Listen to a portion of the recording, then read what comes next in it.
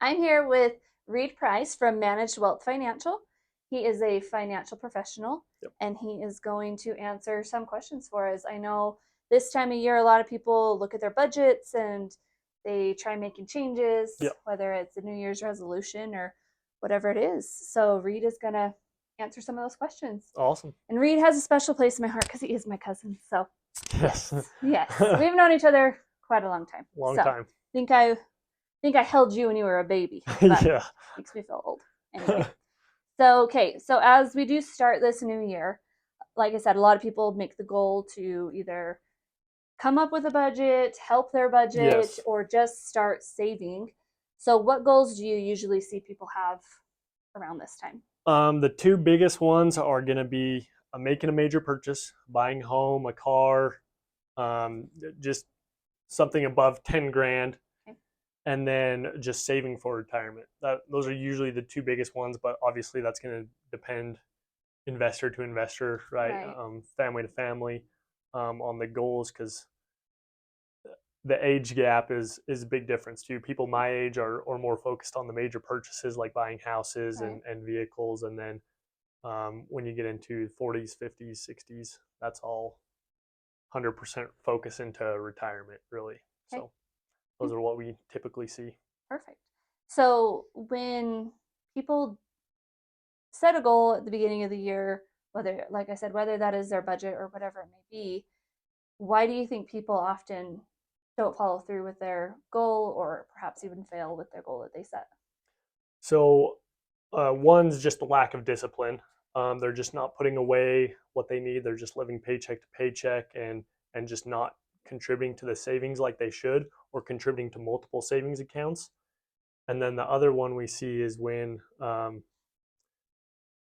they they just aren't, they have something come up, really, is they don't have the emergency fund. That's the good way of putting it, right? Okay. They don't have that emergency fund set in place. So they get home from the holidays like I just did, and yesterday my wife's tire was flat, the battery was dead, and someone hit my truck.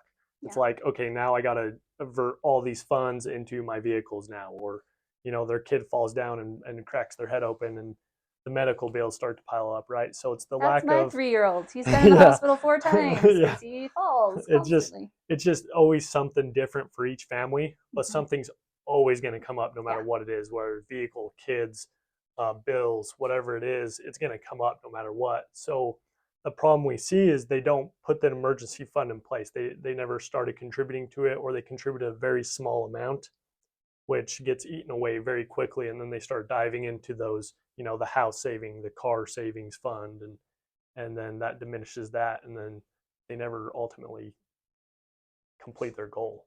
Okay. So let's jump into that emergency plan that you're Okay. talking about. So, what do you recommend people do for an emergency plan, like emergency savings and that? So we typically like to recommend, again, it's gonna like vary with our clients depending on like age, where they're at, all their financials, right? We got to do our due diligence, but we typically recommend 3 to 6 months of income saved up. Okay. And then we don't like it just sitting in the brick and mortar banks, Mm-hmm. right? Because the savings in a brick and mortar banks is, could be as low as 0.05% interest, right? And then obviously there's different accounts that earn a little bit more and more. But we really like to recommend the high yield savings accounts on online banks. Okay. And so we will, maybe list a couple for them, or have them research and kind of do their own work on what they feel comfortable with, like obviously how the app works and what they like, right? But the reason we have them go on the online banks is because they have these high yield savings accounts that are doing anywhere from 4 to 4.75% interest on all their savings. Okay. So they're doing almost what a CD at a bank is doing, except their money's still completely accessible. They can go in, access their money, so if they do have that emergency, they can go take it all out. Okay. And are they having to pay fees when they have to access that money out? No, Oh, no. that's perfect. Just the only thing is it'll probably be a little bit longer than accessing it instantly. It'll Instant. probably be like 3 to 5 business days to be able to access the money out of high yield savings accounts. Which is good because then you Yeah. can't just take it out for any Hmm. reason. It has to be a legit reason that you're I taking it I out. Yeah. personally like it too, because it's a whole separate app and a whole separate bank. Then Hmm. like obviously I still go through my personal bank and my credit union, right? But it's a whole different. I'm not seeing it. I'm not looking at it every day, and that's what a Yeah, huge problem we see, especially with the younger generation. My generation is, they see that money and they're like, wow, I got a sure. lump sum I can go Yeah, spend, yep, and so out of sight, out of mind is kind of how I look at it, where you're not going to get in there and spend it, right, unless there sure. is a serious emergency where you need to. Yeah, and so my husband and I, we had an emergency plan that we were saving up. We wanted to at least have $1,000 just set aside in case of an emergency. Mm-hmm. And over time, we had been putting a little more into that every month. And then 3 weeks ago, one of the turbos went out in my car, and Mm-hmm. that's a big bill coming our way. And I went back and I looked at our emergency money, Mm-hmm. and we had enough in there to cover it. Mm-hmm. And so that was really helpful that I didn't have to stress about where was I going to pull this money from, or was I going to pull it from my other savings or different things. I have it now there, and that's the point of Yeah. it. That's what it's for. Mm-hmm. So I do highly recommend everybody get an emergency savings.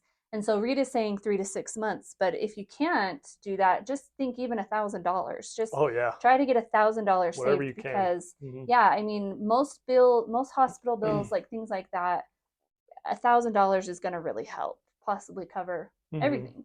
And then once you hit that $1,000, don't stop contributing to it. Like Build it back up. yeah, keep Mm-hmm. going.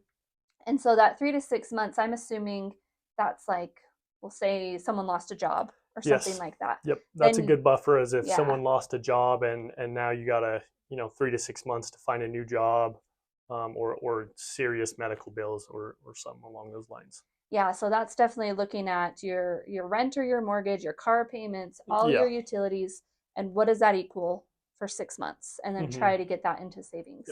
And so if you're putting it on these online accounts, that money's just making money while it's Mm-hmm. sitting there. Is that Mm-hmm. right? Yeah. So essentially, your money's sitting in a bank either way. Okay. It's either going to make a little bit of interest or a little bit more interest, right? So what we say is try to make your money work a little bit harder than you do, right? Okay.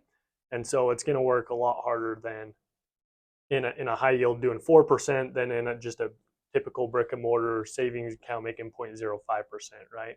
And they aren't. It's not a huge difference, right? It's not going to be thousands and thousands of dollars unless you have big lump sums in there, Mm-hmm. but it is a couple hundred or $1,000 difference than just sitting at the bank at home, right? Why not take every advantage you can, have your money work harder? Okay, perfect. So, how can people effectively balance when they're trying to save for the short term, but also wanting to focus on long term goals like retirement or buying a house or things Mm-hmm. like that? I really like the kind of allocation method, to where they allocate a little bit more towards the emergency fund, and then a little bit less towards the house fund, and then towards retirement. And then as they build up that emergency fund, okay, that's where we want it. Now we're allocating even more towards the major purchase and the retirement fund, to where it's a good way where you're kind of constantly moving what you're saving. You're still saving the same amount, but you're kind of allocating it in the different savings positions. So when you build that emergency fund, now we can allocate everything over here. And then once that's built up, now we can allocate everything towards retirement and just go crazy for a couple of years in retirement until emergency happens, right? And then now we're back to emergency, build it back up, and the Right. allocation method is what I call it. So Okay.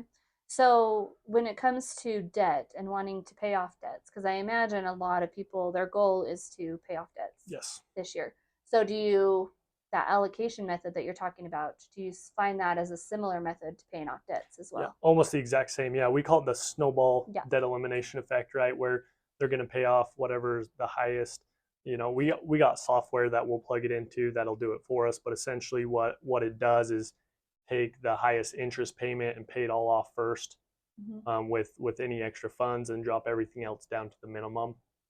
And then you're allocating everything towards the next debt. Once that's paid off, everything towards the next debt, and we can get debt paid off 10 to 15 years sooner, right? If they Mm-hmm. follow that plan, if they have, mortgage, credit cards, medical bills, sprinkle in some auto loans, we can get it paid off 13 to 15 years if they follow that plan instead of the typical 30, right? Right. Okay. So, yeah, so you're going to look at the debt that has the highest rate. Mm-hmm. pay that off first Hmm. while you're still making your monthly payments on all the others. And then you take all that money once that's paid off to the next debt and you just keep going. Yep. And so, again, just a snowball and how it Hmm. works. And I did that and it works super It's great. well. If you're disciplined with it, it's Mhm. a great tool. But Yeah. that's the key words. You got to be Yeah. really disciplined with it. Yes. So yeah, if you do have a goal to pay off debt, start with that. Look at Yes. what is the highest rate and what's costing you the most, and then go from there. Yep. All right. So as inflation just continues to be a big concern for most people, I mean, even people that are doing well have felt the sting of this inflation. Like Hmm. it's just getting crazy. So what strategies can individuals implement to kind of safeguard their power and their ability to have financial stability? Well, one, I would say utilizing those high yield savings accounts because inflation typically is around 3% or less. Well, obviously, it's been more Mm-hmm. as of lately, but just having them in those high yield savings account at least stays up, if not a little bit more than what the inflation is doing. And then the rest to safeguard and find other strategies. I would highly recommend talking to a professional, getting in, maximizing what they're already doing, whether it's retirement plans or just savings plans, whether it's getting out of debt or putting an emergency fund together. I'd highly recommend talking with a professional, which is really cool. Nowadays, most financial planners, advisors, professionals are 100% completely free to go and consult with, right? And so it doesn't cost them any money to go get a debt elimination plan or, hey, well, what advice can you give me on how to build my emergency fund and where to put it, right? That information is completely free. I'd highly recommend talking to a professional face to face just because online you can get so many different, Yeah.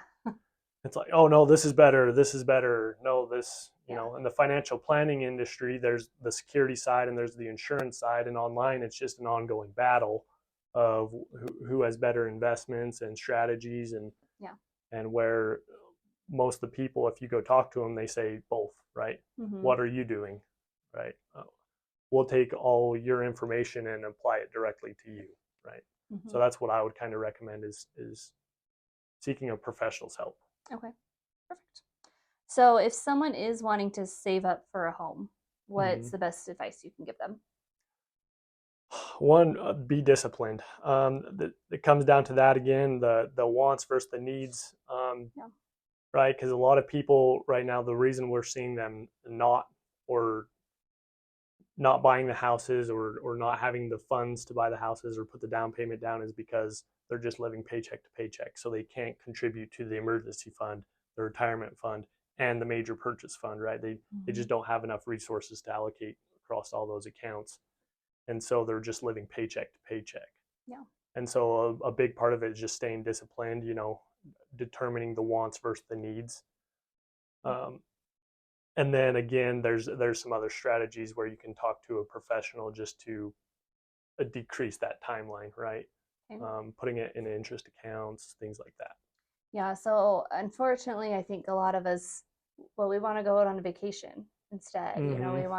We want to go and play. We want to spend this money instead of being that discipline that you're talking about. And Mm-hmm. I The weekend getaway to Vegas, I baby. know, and I see buyers that they do want to buy a home, but they get it in their head that they can't afford it. Mm-hmm. But yet they're doing the vacations or they're spending their money on new cars or things like that. And to each their own, but at the same time, you have to have the bigger picture in mind.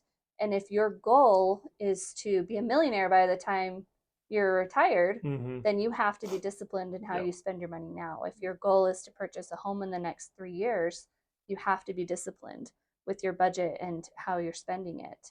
And at the same time, we don't want someone getting into a home and then having no money left over. Mm-hmm. Because once you're Then in their that house home, poor, and I yeah. guarantee you stuff's going to start Yeah. happening. Your AC is going to go out, your roof needs to be replaced, the sewer Mm-hmm. backs up. Like things happen once you own a home that you have to pay for. Yep. So it is important to have that emergency money in place as well while you're purchasing a home. And I think people just think I need to save up for this down payment, which is great. But at the same time, we don't want you getting into a house and then you have no money left Mm-hmm. because then what Yep. happens? Yep. Emergency is going to happen. So Well, on that, I'll piggyback on that and say, again, talk to the professionals, right? When you Mm-hmm. go and talk to the real estate agents, maybe you don't need that big of a lump sum amount Yeah. that you typically thought you did, or they'll be able to help you with a lot of strategies, Mm-hmm. right? To where you can make a even better decision when saving and how much to save and how long to save, right? So Mm-hmm. again, is talking to the professionals is just going to do you a world of good. Yeah, and one thing that I thought about, so before I was a realtor, I purchased two homes before I was a realtor. And my second purchase, we had gotten a lot of equity out of our first home. Mm-hmm. And so in my head, I was like, well, let's put all that equity into our next home because then that's a smaller payment, like they can pay it off sooner, all those things that are good to think about. Mm-hmm. My lender was really smart and he's like, you know what? No, let's put this amount down because it's going to get your monthly payment where you want it to be. But then you're going to still have $20,000 left over that you can put away, that you can put into your savings, or so when Mm-hmm. things come up, you have that money you can access. Yep. And we were very grateful that that happened because we did end up needing to pull that money out for some emergencies that had happened the next few Yeah. years. And we just had the money.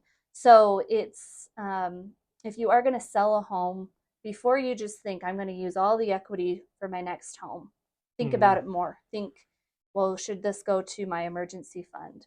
Should some of this go into Yeah. IRAs or CDs Mm-hmm. or different ways of investing Am I so where I that, need to be at for retirement? Yep. yeah.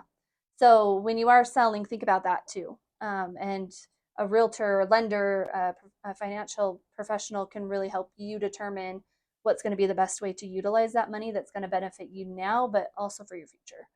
So Mm-hmm. that would be really helpful. Um, as we go into this year, what's kind of just your biggest piece of advice for people? Build the savings. If you saw the stats, it's terrifying the amount of savings Yeah. that people keep. Right, I think it's between 20 and 30. They only have $3,000 in savings, and that's not counting their bills and everything they have to pay.